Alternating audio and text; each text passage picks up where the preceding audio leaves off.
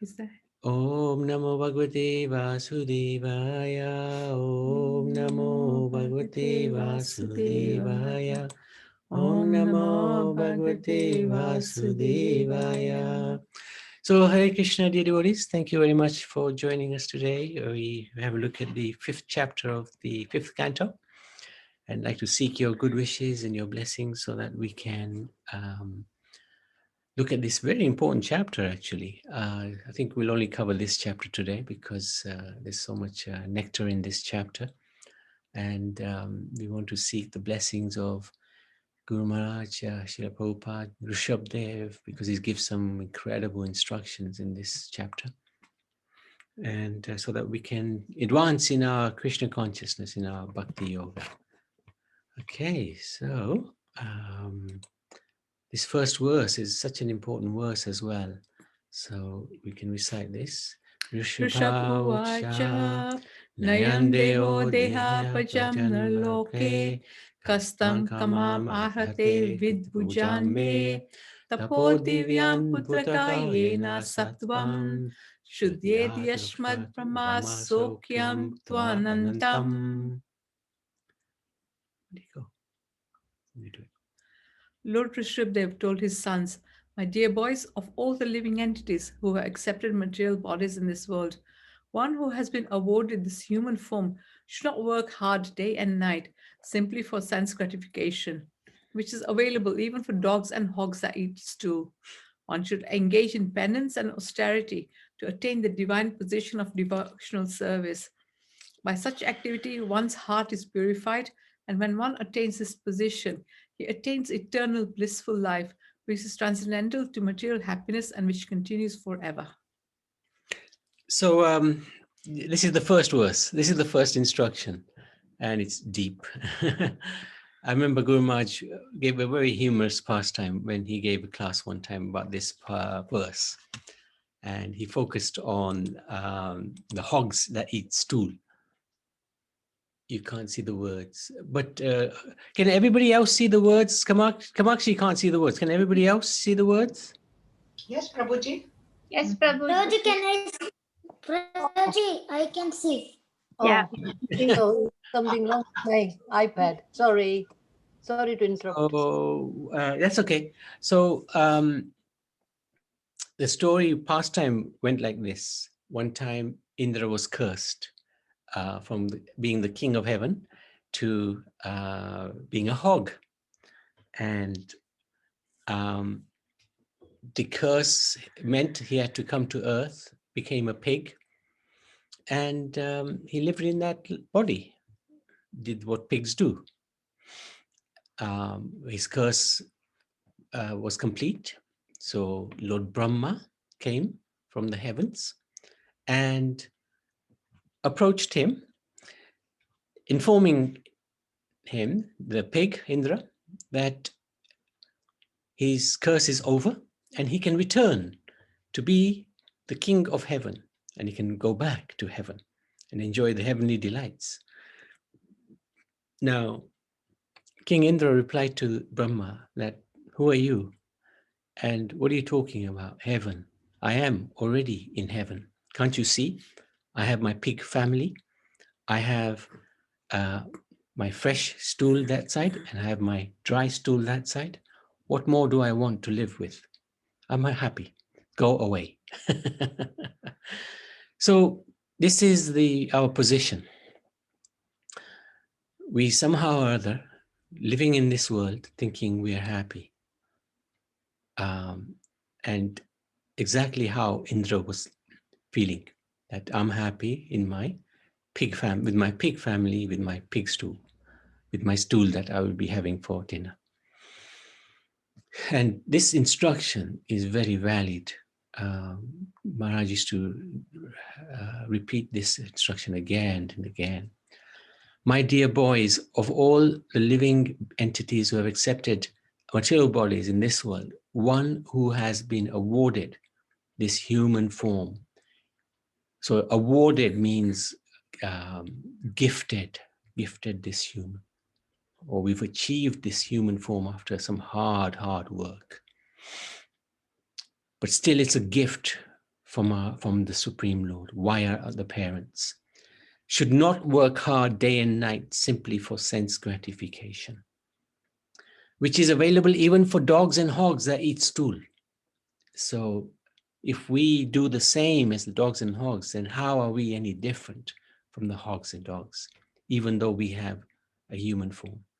One should engage in penance and austerities to attain the divine position of devotional service. By such activity, one's heart is purified, and when one attains this position, he attains eternal bliss, which is transcendental to material happiness and which continues forever. This verse actually is some embodiment of this philosophy. It summarizes the Krishna conscious philosophy. So it's a really amazing verse. So this is King Rishabdev, and these are his 100 sons, and that is Maharaj Bharat, his eldest. Oh, I didn't change that. Okay, strange. In order to establish Bhakti Yoga, Lord Rishabdev first says that material enjoyment should not be practiced as the goal for a person with a human body. So that's that verse. From the human body, one can gain deliverance or fall down by serving saintly persons and progressing on the path of liberation. I got that bit wrong, actually. One can get from human form of life, one can get either delivered or we can fall down. But by serving saintly persons, we can progress on the path of liberation. However, association with materialistic people opens the path to hell. So that's why association is so important. The attraction between male and female is the basic principle of material existence. By renouncing this hard knot of attraction, very difficult to get away from this male-female attraction. By renouncing this hard knot of attraction, one can go to the spiritual world. Those interested in reviving Krishna consciousness are, so these are the symptoms, eager to develop love for the Lord, disinterested in mingling with people who are busy maintaining their bodies, eating, sleeping, mating, and defending, unattached to their homes, their wife, children, friends, or wealth. These 5 things really sum up our material existence. So those who are on this path of Krishna consciousness, they're not attached. They may be living in the homes with the wives and the children and have friends and lots of money, but they won't be attached to it. Interested only in collecting enough money to keep body and soul together, or to remain in household life and spend the money on glorifying the Lord.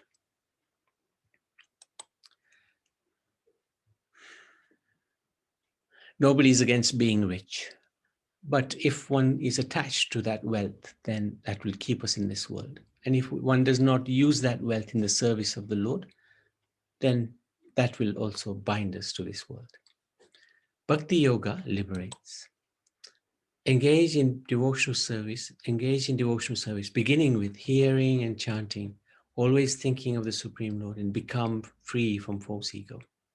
So the process of doing this, getting free from this false ego, is given 25 different things that we can do. And I've listed them down. And it's very interesting. And we can endeavor to try to imbibe these 25 principles into our lives. And to a certain degree, we already are. Follow the Guru with devotion. Right? To some degree, some greater, some less, but we are following Srila Prabhupada with devotion. Detach from matter. Of course, detachment from matter can only come if there's attachment to Krishna. But somehow we have to try to resist when our mind and desires tell us we need a certain thing from the shops, then we need to try to think again and again, do we really need this? Do we really need this now? And generally we find once we've asked ourselves that question 3 or 4 times, we realize we don't need it. Tolerating dualities. That means happiness, distress, cold, heat, tolerating. Happiness will come, it will go. Distress will come, it will also go. Of course, distress stays a lot longer than happiness. Happiness, when we get happiness, it feels like half a moment. When we get distress, even if it's half a moment, it feels like a lifetime. Realizing the miserable condition of ourselves, understanding that we are in a pretty delicate position in this world. It's a miserable condition because death can take place at any time. Any event can suddenly take place and completely put us off what we are doing. Wake up in the morning with a headache, and the whole day is miserable. And who can predict whether one's going to wake up with a headache or not? Inquiring about the truth. So this is where we are doing that. We're trying to assess, find out more about the absolute truth. Performing austerities. This is also performing austerities because we are giving up our valuable time to hear about the Supreme Personality of Godhead. Chanting, doing Ekadashi. These are all austerities. And one day we will actually enjoy these austerities. Enjoy the chanting, enjoy the kathas, and relish them. That's a very nice place to be, to relish the Krishna consciousness pastimes, to relish the chanting. Every morning when we're chanting, we can say to ourselves, I want to chant, I get to chant, I love to chant. That's, even if we don't mean it, it's good to say those things because slowly, we will mean it. It will get ingrained into our psyche that yes, this chanting is very important. I want to chant, I get to chant, and I will love to chant. Giving up the endeavor for sense enjoyment, that's partly, again, detaching from matter. So when we try to reduce the sense enjoyment, try to gratify our senses, there's a saying which Guru Maharaj used to often say, life is for self-realization, not sense gratification. So when we're endeavoring for self-realization, then automatically this endeavor for sense enjoyment can reduce. Engaging in the Lord's activities. So distributing books, for example, singing bhajans. These are all wonderful activities which will please the Lord. Telling others about Krishna. That's such an important aspect of devotion. And the Lord becomes pleased by that, because especially pleased by that, because we are trying to reintroduce Krishna into somebody's life who's detached from him. And that makes the Lord very pleased. Hearing Lord's topics always. So instead of television or some television series or films, it's good to hear the topics of the Lord. Watch Krishna conscious serials, movies. There are a few nowadays. Associating with the Lord's devotees. We know that's important. That's the flavor right throughout the Bhagavatam. Associate with the devotees. Chanting and glorifying the Lord's transcendental qualities. So when we're in front of the Lord, we can say some nice prayers. Especially these Brahma Samhita prayers are so sweet. They're sung every morning in temples when the deities are greeted. How's it go? Govindam Adipurusham Tamaham Bhajami. Venom Kwanandam Aravindam Dayanatyam Bhagavatam Samarpitam Buddhasundayangam Nandamya Visheshashava Govindam Adipurusham Tamaham Bhajami. Govindam Adipurusham Tamaham Bhajami. Govindam Adipurusham Tamaham Bhajami.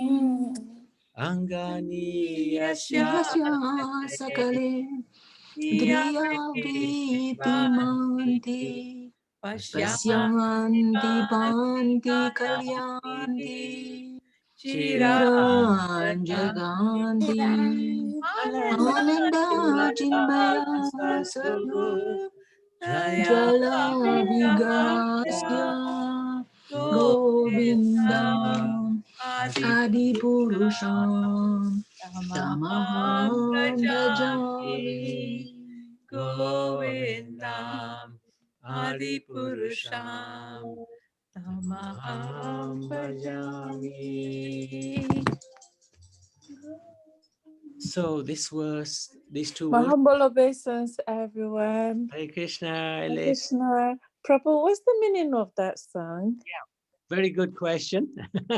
The first one, Venam Kwanantam. There's two verses we sung from the Brahma Samhita. The first one, basically, Venam means Venu is flute. So it's praying to Krishna. This is Brahma Samhita. He's saying to Krishna, I worship you, Govindam. You are the Adipurush, the original Supreme Personality of Godhead. And you are adept in playing the flute. You have blooming eyes like lotus plateaus. And your head is decked with peacock feathers and with the figure of beauty tinged with the hue of blue clouds. So the color of your skin is bluish. It's like the hue of a dark rain cloud. And your unique loveliness, it charms millions of cupids. So that's the first verse. So it's saying basically you're really expert on your flute, your beautiful lotus-like eyes, your skin color is so beautiful, like a gold, like a dark rain cloud, color of the dark rain cloud. And your loveliness it charms millions of cupids. So this is the glorification of the Supreme Lord, and in a beautiful way, because Lord Brahma said these prayers. And then the second one, Angani yasya sakalendriya vrittimanti, says, I worship Govinda, the primeval Lord, whose form is full of bliss, truth, substantiality, and is thus full of the most dazzling splendor.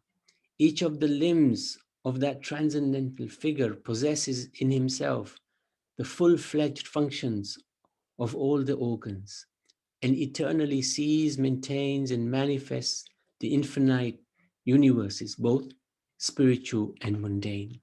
So one is glorifying the personal form of the Lord, the other is glorifying the greatness, the greatness of the Lord. So these are prayers which are sung at around about 7 o'clock or 7:15 in the morning when the curtains are opened, and these prayers are then put on and everybody's singing like that. Very beautiful, very beautiful. Thank you. Thank you so much. Thank you, Alice. Okay, so carrying on, number 12, being without enmity. So having bad thoughts towards somebody. It's not that we're friendly with everybody, because that's only Krishna can do that. He's friends with everyone. We may not be friendly with everybody. It doesn't mean that we are angry against somebody. Seeing everyone equally. Again, that's really, really challenging. But Krishna says it in chapter 5, text 18, that the great sage, he sees everyone equally. The dog eater, the elephant, the Brahmin, So we have to try. We have to try. Subduing anger and lamentation. Lamentation. I've lost something that I had yesterday. Anger, frustration. I haven't got what I wanted. Abandoning bodily identification. So this is first instruction of Krishna, that we are not the body, we are the soul. So we have to try to read those instructions regularly and explain to ourselves that we are not the body. Very important to understand. Reading the scriptures, we're fortunate to have these scriptures written by Srila Prabhupada, beautiful purports and wonderful translations. Living in a secluded place, that's quite tough from an external point of view, but internally, we can manage this. We can live with Krishna. Even we may be in a crowd of 100,000 people, but if within we are with Krishna, then we're living in a secluded place. We're getting a good training now in lockdown, aren't we? Thank you, Jandy. Practicing to control the life affairs, mind and senses. Again, by chanting, we can regulate our breathing. Sometimes it helps actually with the chanting. We take a breath and chant a few mantras in one go. It really does help. Controls our breathing, controls the life, controls the mind. Developing faith in the Vedic literatures, that whatever we're reading, it's true. It may sound really outrageous, but it's true. Observing celibacy, and this also means if one is married, then you unite in order to have children. So it's not that you abstain completely, but if you're married, you can unite to have children. Performing one's prescribed duties. This is Krishna is explaining in chapter 2, chapter 3 to Arjun that do your duty. So don't run away from our duties, but we do our duties both according to the situation that we've inherited, and also our Sanatana Dharma, our eternal duty of connecting with the Supreme Lord. Avoiding unnecessary talks. This is described to be like the frog in the middle of the night who's croaking away, and the snake of time comes and swallows him. So if we're just talking nonsense, time is just going to go, and sooner or later we're going to be regretting. Seeing the Lord's presence everywhere. This is interesting because Bhagavad Gita explains Krishna explains where he is. It's worth reading those over and over. So when we see something, we see the glory of Krishna in it.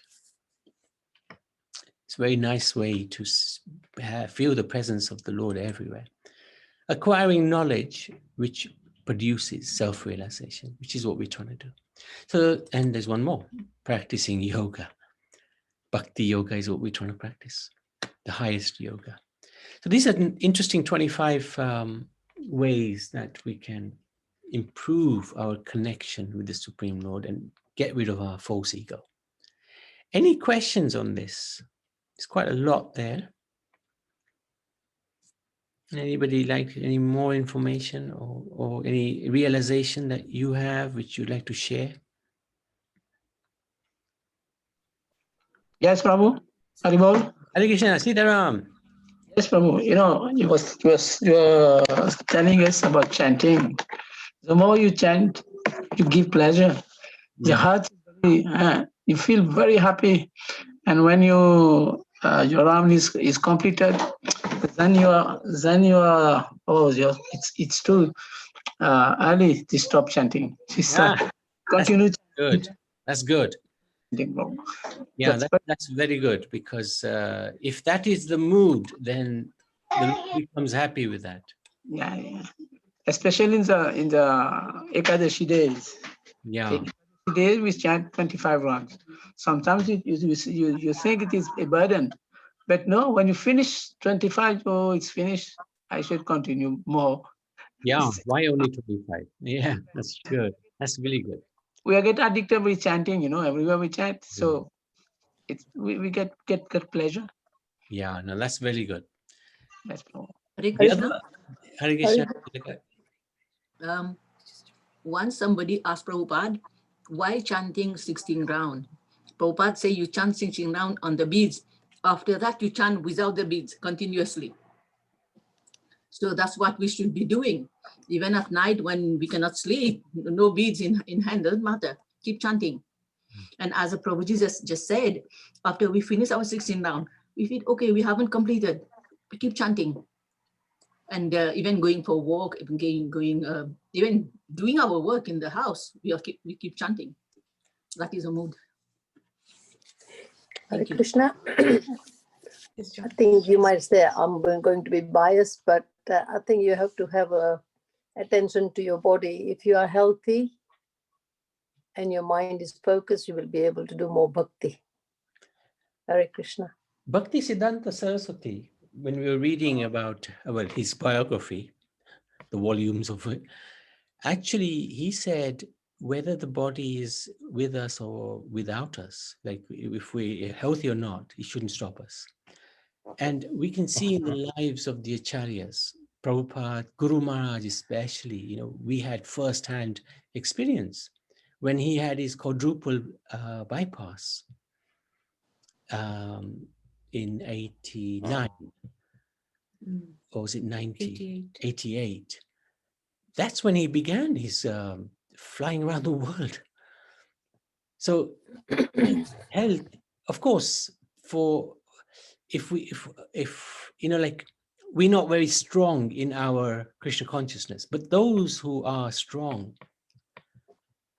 it won't affect them, whether it's good health or bad health, they'll continue with the bhakti. So absolutely, we try to keep our health good, but it's not in our control necessarily.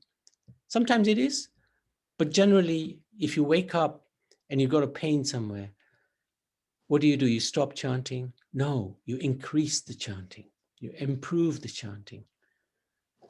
So health in itself, if we're thinking that, I have to be healthy to chant, no.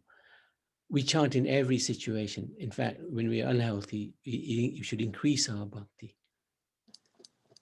If we can. But we may come to a stage where we completely become invalid. Then what to do? Then we just rely on the Supreme Lord. But whilst we can, we must put our full effort in. If we're healthy, the whole point is, if we're healthy and we're not doing Krishna conscious activities, then when we are unhealthy, what do we expect from the Lord? What do we expect? But if we're healthy and we're doing Krishna conscious, like Bhaktisiddhanta said, I want to wear out my body in the service of the Lord. That's a good attitude. I want to finish my health in the service of the Lord. Not deliberately, but I want to do my very best while I'm healthy for the Lord. Not that I want to do my very best to earn as much money as possible. And then when my body is aching and paining and I'll approach the Lord, I've come to surrender to you. That's not the right attitude. Attitude is now, whilst I'm healthy, whilst I'm fit, I want to use my body for you, my Lord.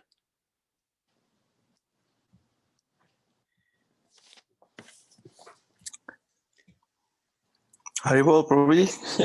Hare Krishna. Hare Krishna.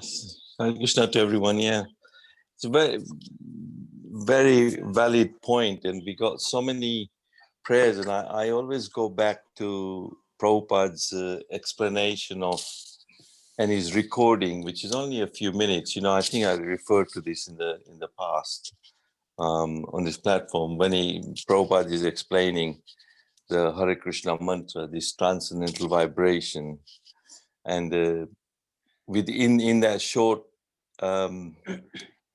description, I mean, it's a recorded thing, isn't it, from 1975 or something like that? I don't know. It goes back, and it was recorded by the Apple Studio and all that. And Prabhupada explains that, this transcendental vibration, the word he used, transcendental, that means this chanting, the holy name, the Maha Mantra, is beyond bodily, sensual, intellectual, mental platform. It is beyond all that. So when you're chanting, you're on that platform, whether it's a bodily thing or even a mental, because sometimes mentally, forget about being healthy in our physical body. But if you're not healthy in a mental body, you can even transcend that. So it's beyond mental, even intellectual. You can't intellectually kind of figure out what this mantra is going to do or whatever, because you can't intellectually explain the transcendental vibration. So forget about being intellectually smart about trying to be chanting mantra and this and that. So Prabhupada explains in that description how this transcendental vibration, mantra, is beyond all this. So when you obviously be chanting, thinking that I should be physically fit, mentally very alert, or intellectually I got to go to a PhD before I can chant. Forget that. That sort of thing is not required here. Just chanting it's a spiritual platform. It's a spiritual sound vibration. And only when we start to chant and our heart gets cleansed, we start to see the potency, that it is non-different from Krishna. There are many devotees who might have had experience, Prabhupada, they start to see and become part of the Leela of Krishna. It is not something I experience, but certainly chanting will get us there, Thank you. Nice one. Thank you. Anybody else? Anything else? Hare Krishna. Hare Krishna, Aruna. So if you were listening to the radio with the Maha Mantra, is that okay? Like, you mean the radio is giving the Maha Mantra, or yeah, listening Maha Mantra on the radio? Is that very good. Very good. Okay, good. Yeah, because I have that on every time. Okay. No, you're engaging your senses, your ears in listening to Krishna's names. Very good. And the vibration, yeah. Very and good. the one that you said to me, Mohan, Agni Dev, I like his as well. Yeah. Yeah, there are lots of things. And the one prayer that you just referred to now, the morning darshan time, Brahma Samhita, those prayers, they were actually sung by, was it? Yamuna. Recorded Yamuna Devi. And Prabhupada was so impressed, when he heard it first, he said, this is amazing. Prabhupada wanted that to be played at every ISKCON temple, and they do. 7 o'clock on YouTube? darshan. Yes. We'll send you the link. Yeah, it's on YouTube. Thank you. Send me the link. Was part of that. Yeah. Every morning, 7 o'clock, darshan time, when the curtains open, that is the prayer that's being played in every ISKCON temple, because Prabhupada instructed this is descended, even though Yamuna sang it, and he sang it so beautifully, and Prabhupada liked it so much because it's so spiritual, glorifying Krishna, that Prabhupada wanted that to be, as part of everyday activity at every ISKCON temple, 7 o'clock darshan. And it's a spiritual sound vibration, yeah. One time, one devotee said to Prabhupada, or they stopped putting that tape on, and they were singing it themselves. And Prabhupada asked why. This is a woman singing. Prabhupada said, nonsense. This is transcendental. Put it on. There you are. It's transcendental, whether it's male voice, female. It doesn't matter. It's a transcendental sound vibration. Yeah. And, Govindam Adi Purusham Tamam Jami, so it's beautiful. Yeah. We are lucky to, and we should pray these sort of things. Whenever we get chance, we do so many mantras, even Narsinga prayers, we can very quickly go through that within a few seconds in your mind, Namaste Narsinga Pralad Ladaine. Once I was in the prison, right? This is a true story. I was working there, and the young lads are always rapping away, how this rapping culture is there. So they said, I said to them, I can rap, but I can only rap in my own language. Then they said, well, what is it? Go on, we want to listen to you. So I said, okay, you might not be able to understand it, but it doesn't matter, it's a good sound vibration. So I said, oh, okay, go on. What is it? So I said, okay. Namaste Narsingaya Pralada Lada Daine Hiranyaka Shipu Satanka Nakala Idona Singo Paratona Singo Yato Yato Yaviton Bahena Singo Diana Singo Narsinga Madim Samad Tavakara Kamala in the Kama Dalita Hiranyaka Shipu Satanka Nakala Idona Singo Paratona Singo Yato Yato Yamiton Bahena Singo Diana Singo Narsinga Madim Saranam Tavakara Kamala in Abuta Shingam Dalita Hiranyaka Tanubrin. Kesavadi Tanara Rupa Jai Jagadish. Jai Jagadish just stood there looking at me and said, what is that? Good And one. they were amazed. And within a few seconds, I made them listen to the singer prayers. But then they asked me, what does it mean? And I said, that is actually a special meaning. My respect to you and the Supreme Lord. And I explained to them a bit. So good. There you go. And, Thank you. Sorry and about that. it's okay. It's okay to listen to all these prayers any time of the day. Or? Yeah. Yeah. Yeah. Listen. Okay. The Perfect. only one you want to avoid, because sometimes it's a habit of our community, the Gayatri mantra. Oh. That is a mantra that it's not something that is just generally chanted. Gayatri mantra is silent mantra. Yeah, a silent mantra is given by the guru. One can only really chant it if one has received it in the ear from the guru like that. And there's certain rules and regulations about Gayatri. So because I went to Haridwar, that the Shanti Kunj, the Gayatri mantra Parivar. Yeah, yeah. But they were singing there all the time. Yeah, and they were probably singing it loud. And yeah. Actually, that mantra has no potency if it's sung loud or sung. It's only 3 times in a day it's allowed. Okay. Which is morning, sunrise, noon, and sunset. Okay, so shouldn't listen to that then. That if you do, there's no harm, but you won't get any benefit. So it's better to listen to Maha Mantra and definitely. Okay, thank you so much. Thank you. You. I'll just have to rearrange my songs library now then. Okay. Thank you. Thank you. It's more actually doing what is prescribed, isn't it? It's when a doctor prescribes you a certain medicine for a certain thing. You take that. You can't just go and say, I'll just grab anything from the shelf there at the pharmacy. Yeah, that makes sense. That'll help me. So for Kali Yuga, Lord Chaitanya, and it's not just Lord Chaitanya, it's said in the Kali Santana Upanishad, that this Maha Mantra is for Kali Yuga, and it's been authorized by Lord Chaitanya. And that's why it has the potency. And then a guru actually gives that to you. And like Prabhupada is authorized and instructed, like without initiation. And then, that is also a part of it. Great, thank you. Okay. So, yes, very important instructions here. So this is why this chapter is such a phenomenal chapter.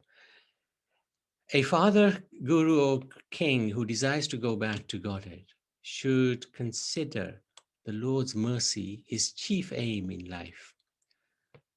He should instruct his dependents, that's the son or the students or the citizens, without becoming angry, despite their incompetence. He should never engage them in karma. So the father, the guru, and the king, they have some heavy duty. When they say don't engage in karma, the king, of course, engages a lot of people, but he would engage them in varnashram dharma. And when you engage in the varnashram dharma, doing your prescribed duties, then that is acceptable. The guru, he wouldn't tell his disciples, go and work and earn money and give it to me. He would instruct them to learn about spiritual science, chant the holy names, do sacrifice. And the father, similarly, his duty, we're coming to that now, actually. So let me just carry on and we'll see exactly where that's coming from. This will be like throwing a blind man in a well. The guru, a father, a husband, mother, or worshipable demigod must deliver his or her dependents from the path of repeated birth and death.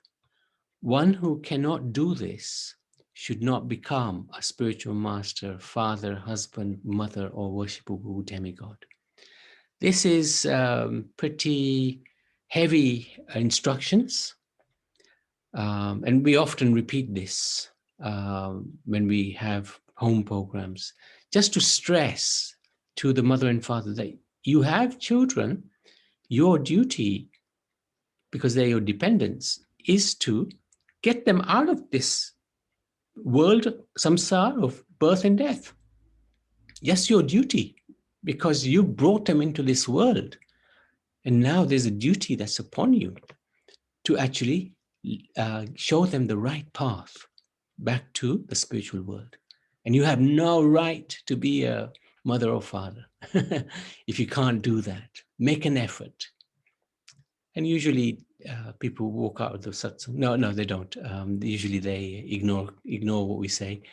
Or some of them take it quite seriously and they take a book and take some chanting beads, and their children are, later we see them chanting or reading. But this is the Bhagavatam's teaching. It's very direct. It's very, very good. It's eye-opening stuff. So, Prabhuji, yes.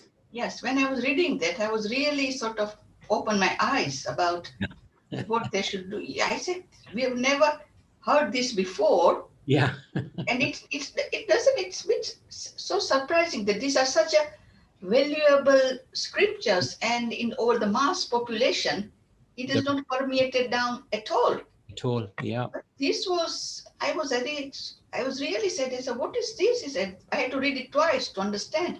And I think it is so true, isn't it? That you are, there's also this another sentence that in our life, we have to lead this life as per the scriptures, the prescribed duty, and take Krishna into everything. And in the end, our duty is to go back to Godhead. No, we don't have another duty in this world. No, that's the whole purpose of human life. Yes, absolutely right. Yes, this is eye-opening stuff. You're right. It is eye-opening, yes. And very, very important instructions. This chapter is probably one of the most powerful chapters. And it is full of instructions, and this is what you're looking for in our scriptures, isn't it? Yeah. And so nicely, simply explained. Yeah, that's right. Indeed. Yes, you're absolutely right. Absolutely right. No, thank you for sharing that, Naniben. Lord Rishabhadev's body is inconceivable. He appears in this world by his own sweet will. He advises his sons to serve their eldest brother, Bharat. And he considers the highest of all beings to be the Brahmins.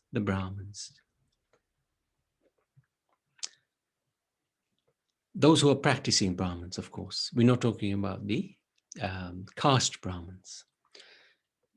They are Vedas personified because they follow the Vedas. They are situated in Satagun, mode of goodness. They engage in bhakti. So actually they're Vaishnavas. They do not ask anything material from anyone. He advises his sons not to envy any living being and offer respects to them, to all at every moment. The Supreme Lord is called Brahmanya Dev. Brahmanya Dev. Dear to the Brahmins, beloved of the Brahmins, but not the caste Brahmins, right? The Brahmins referred to here are qualified Brahmins, those who are practicing Brahmins, not those who are just caste so that they're born in a family of Brahmins, but they behave in a really crazy way. And then it's quite interesting. This is something that Vishwanath Chakravarti Thakur says. Lord Brahma is superior to Shiva because he is father. He is his father. Because if you recall, from the anger of Brahma came Shiva. And he serves the Brahmins. So Lord Brahma serves the Brahmins. But Shiva is actually more superior to Brahma because he's a Vaishnav, the topmost Vaishnav. And he has also superior powers. And we know Lord Shiva is in a category of his own, Shiva Tattva, very close to Vishnu Tattva. So this is quite interesting, very interesting to explanations here. And it links in nicely with Bhakti Siddhanta Saraswati Thakur, who had such opposition when he was preaching about the superiority of the Vaishnavas compared to the Brahmins. So very, very nice explanations of how one can treat the Brahmins, how one should treat the Brahmins, and who the Brahmins are. In Sattvagun, the Vedas personified, they engage in bhakti, they don't ask anything material from anyone. These are the qualities of, in fact, I may have it here. Ah, yeah, we got it here. The qualities of the Brahmin. No one is equal to or superior to the Brahmins. The Lord derives more pleasure from food offered through their mouths. So when you feed the Brahmin, you're feeding the Lord, than from the food offered in the sacrificial fire. So we offer the samagri into the fire. The Lord eats that, but he prefers the food that's eaten through the mouth of the Brahmins. So very powerful. So what are the 8 qualities situated in the purest Sattvagun? The Sama, they're fixed in their mental control. Dhamma, their senses are controlled. They're truthful. They're merciful in preaching the purpose of the Vedas. So they understand the Vedas and they also share the Vedas. They're austere, they're tolerant, and they've realized the position of Jiva and the Lord. So this is no different from the Vaishnav. How does that differ from the Vaishnav? The only difference, I suppose, can be that the Vaishnav is always engaged in bhakti. Always in bhakti.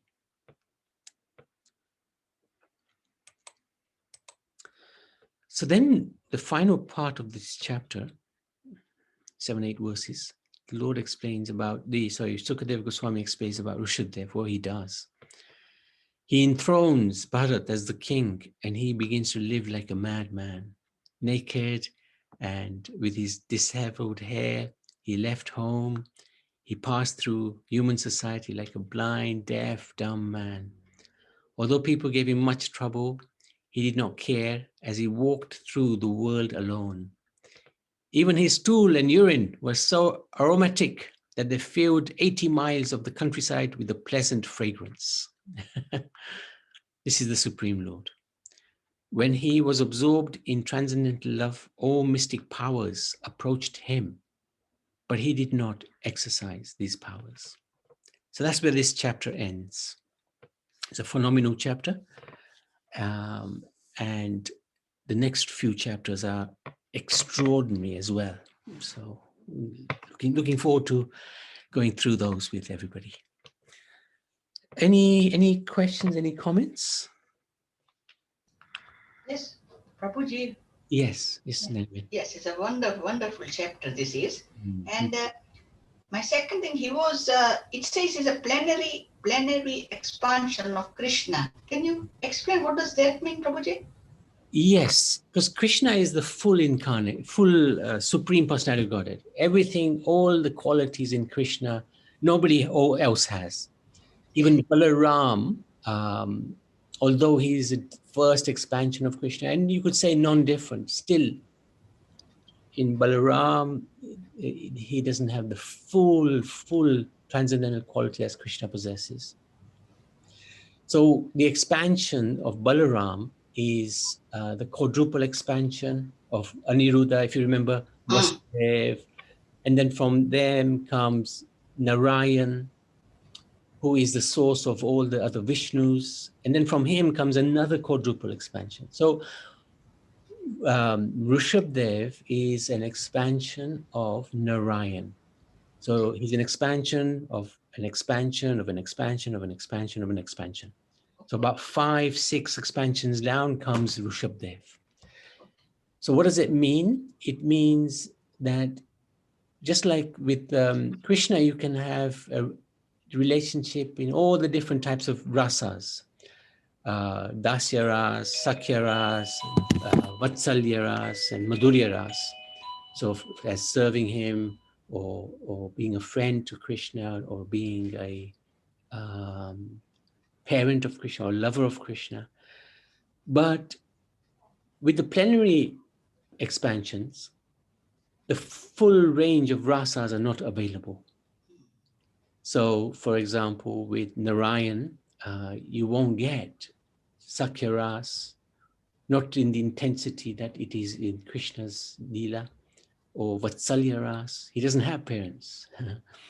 Or Madhurya ras. Again, there is, with Lakshmi, there is some Madhurya ras, but there's no comparison to what Krishna's dealings with the gopis and Radharani.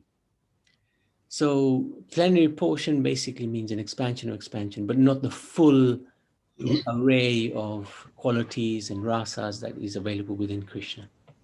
But they're still regarded as Vishnu Tattva. And if one remembers Rishabdev at the time of one's death, one will go to Rishabdev in the spiritual world.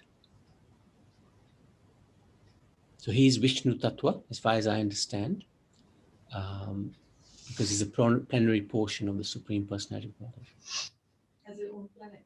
He has his own planet with his own devotees. And these 100 sons, they're all devotees of Rishabdev. He had 100 sons. They're all his devotees who descended with him. Okay. Does that make sense? Yes, explain. Thank you. One day we'll go through, we've been through it once, the Lord's incarnations and God's incarnations and avatars. So we'll go through that, how they differ, how Krishna differs from Ram and Ram differs from Narayan, like that. They have their own abodes in the spiritual kingdom as well, with their own devotees. And if one is a devotee of Rishabdev, he cannot go to Krishna Lok, because he is completely satisfied he doesn't even want to go to Krishna Lok. Hanuman is completely satisfied with Ayodhya. He doesn't even want to go to Krishna Lok, because his worshipable Lord is Ramachandra. Nobody can beat Ramachandra for Hanuman. So, which is absolutely fine. Okay, anybody else? Thank you for asking that question, Naliben. Very important question. Yeah, that's fine. Thank you.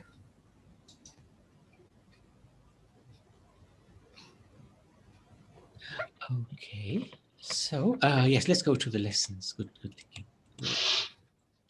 So Indulekha Maji.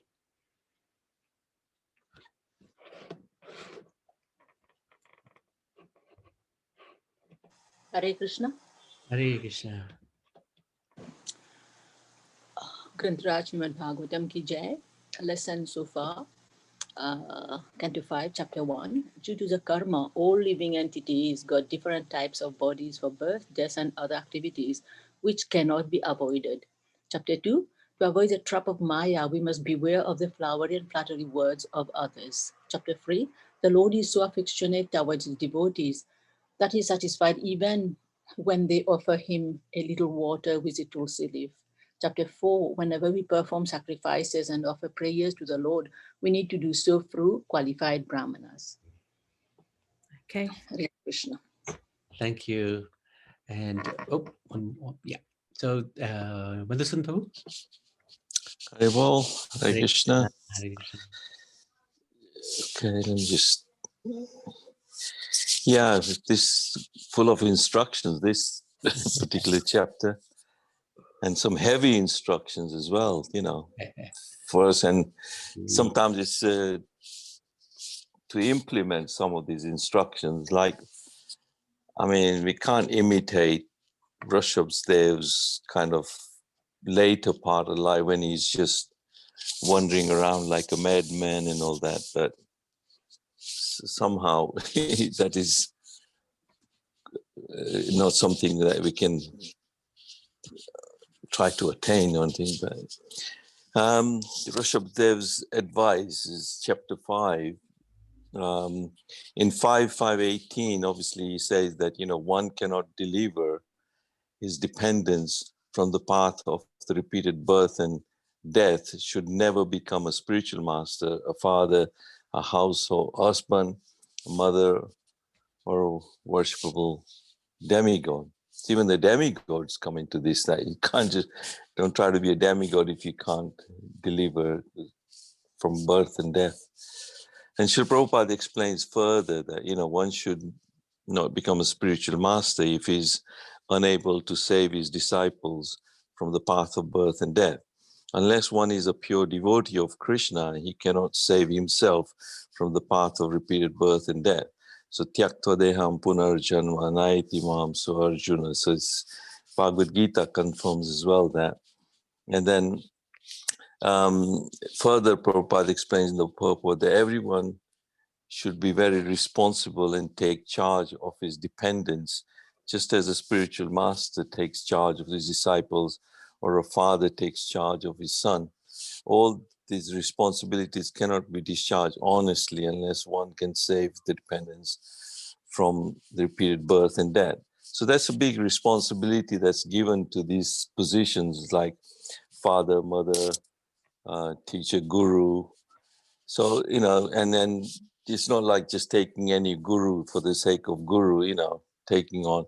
And then people become gurus just to try to exploit the disciples somehow, but they don't have any, they just tangle them up in the Ashtanga yoga or something like that, more and more, or some mystic powers, you know.